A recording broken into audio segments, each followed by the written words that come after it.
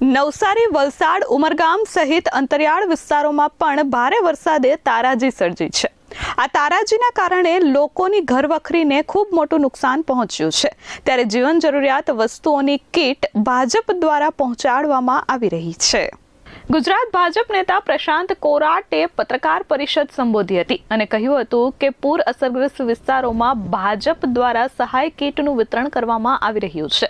ઉમરગામથી નવસારી, વલસાડ સહિતના અસરગ્રસ્ત વિસ્તારોમાં સહાય કીટ પહોંચાડવામાં આવશે, જ્યાં લોકોના ઘરોમાં પાણી ભરાઈ ગયા છે અને તેમની પરિસ્થિતિ કથળી છે તેવા લોકોને આ જીવન જરૂરિયાતની ચીજવસ્તુઓ આપવામાં આવશે. 15,000 રાશન કીટ તૈયાર કરવામાં આવી છે અને તમામ જિલ્લાઓમાં પહોંચાડવામાં આવશે. 15 કિલોની કીટ છે, જેમાં જીવન જરૂરિયાત તમામ વસ્તુઓ મૂકવામાં આવી છે. આ સાથે બાળકોના ભવિષ્યને ધ્યાનમાં રાખી સ્ટુડન્ટ કીટ પણ તૈયાર કરવામાં આવી છે.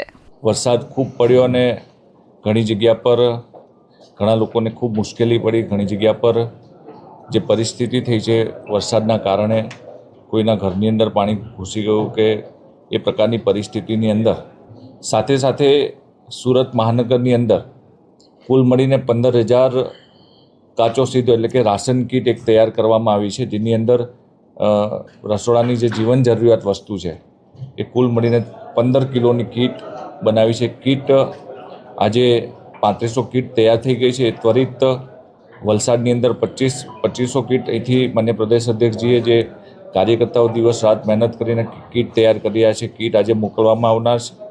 અને નવસારી જિલ્લાની અંદર આજે 1100 કીટ અહીંથી મોકલવામાં આવનાર છે.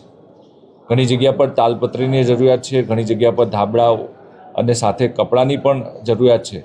એ બધી જ જરૂરિયાત જે કાર્યકર્તાઓ, જે સમાજના સેવાભાવી સંસ્થાઓ છે જે આપી રહ્યા છે, એ મુજબ લોકોને પહોંચાડવાનો ભારતીય જનતા પાર્ટીના કાર્યકર્તાઓ પ્રયત્ન કરી રહ્યા છે. Bureau report S24 news, Surat.